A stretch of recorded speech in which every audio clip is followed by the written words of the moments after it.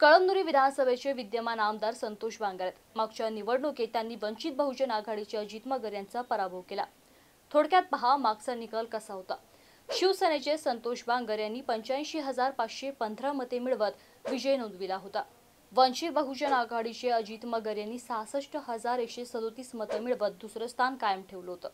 काँग्रेसकडून संतोष टारफे यांना 57,544 मते मिळाली आणि ते तिसऱ्या स्थानावर राहिले। हे झालं मागच्या निवडणुकीचं, पण आता चित्र काहीसं बदललंय। शिवसेना यात फूट पडून दोन गट झालेत। संतोष बांगर यांनी शिंदे गटात उडी घेतली, तर मागच्या निवडणुकीत दुसऱ्या आणि तिसऱ्या क्रमांकावर राहिलेले अजित मगर आणि संतोष टारफे एकाच पक्षात म्हणजे उद्धव बाळासाहेब ठाकरे यांच्या गटात आहेत। त्यामुळे साहजिकच दोघांच्या मतांचं एकत्रीकरण होईल आणि तो आकडा संतोष बांगर यांना पराभूत करण्यासाठी पुरेसा ठरेल। या मतदारसंघात शिवसेनेचे दोन गट आहेत। काँग्रेस, प्रहार, वंचित पक्षाचा प्रभाव पाहायला मिळतो। शिवसेना शिंदे गटाकडून संतोष बांगर यांना उमेदवारी मिळू शकते, कारण शिंदे गटाकडून दुसरा कोणी प्रभावी नेता संतोष बांगर यांनी तयार होऊ दिला नाही। उबाठा गटाकडून मोठी यादी आहे।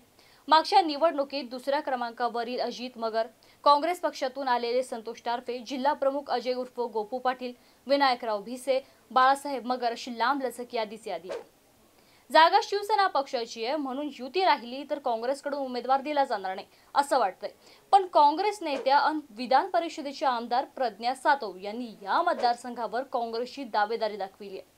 भविष्यात येथे उमेदवार दिला जाऊ शकतो। सध्या कोणाचं नाव चर्चेत नाही। बच्चू कडू यांच्या प्रहार पक्षात प्रवेश केलेले संजय लोंढे लाखकर देखील प्रहारकडून निवडणूक लढवू शकतात।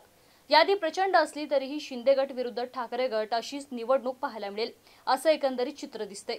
परंतु या जरांगे फॅक्टर देखील महत्त्वाची भूमिका निभावणार आहे। मतदारसंघात रस्ते, पाणी, इसापूर धरण, सिंचन, उद्योग इत्यादी प्रश्न या मतदारसंघाचे आहेत। कळमनुरी मतदारसंघाची सत्ता काँग्रेस, कम्युनिस्ट पक्ष आणि शिवसेना यांच्या भोवतीच आतापर्यंत फिरली आहे। असं असलं तरीही शिवसेनेला मानणारा बहुसंख्य मतदार या भागात आहे।